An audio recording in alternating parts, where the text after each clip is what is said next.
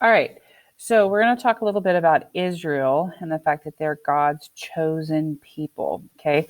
Back in Exodus, when God promised Abraham, he's repeating this. He promised Abraham in Genesis, but then he repeated it to the people of Israel that he would multiply their seed as the stars of the heaven, and all this land that I've spoken of, I will give unto your seed, and they shall inherit it forever. God promised a specific piece of land to the people of Israel. All right. So let's read about that. From the days of Joshua through the time of Daniel, the children of Israel struggled to possess the land God had promised them. By AD 70, many Jews were living in the land of Palestine. Israel's capital city of Jerusalem was attacked by the Romans, and the temple and the entire city were destroyed. Many Jews were taken from their land. So, about 70 years after Jesus went back into heaven, is when all of this happened. By the mid 1800s, small numbers of Jews living in Europe began to move back to Palestine. Theodor Herzl, a German Jew, wanted the Jews to have their own homeland.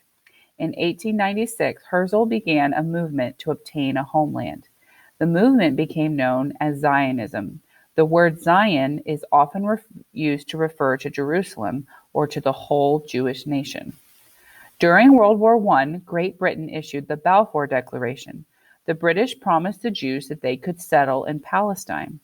The Arabs already living in Palestine did not want the Jews living in the same land. Great Britain wanted to please the Arabs and sent the Jews back to Europe. The Zionist Jews did not give up. The Holocaust had swayed the world's sympathy towards the Jews.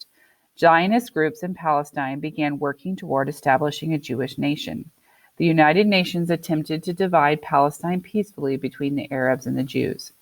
Finally, the Israelis declared their independence in 1948.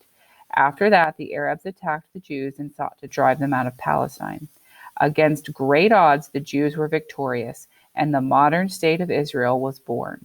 So Israel did not exist as a country for a long time after 70 AD. For years and years and years, they didn't exist, and they officially became a country again in 1948. And this is a picture of a map of what Israel looked like when it was formed, and it looks similar to that today on a map.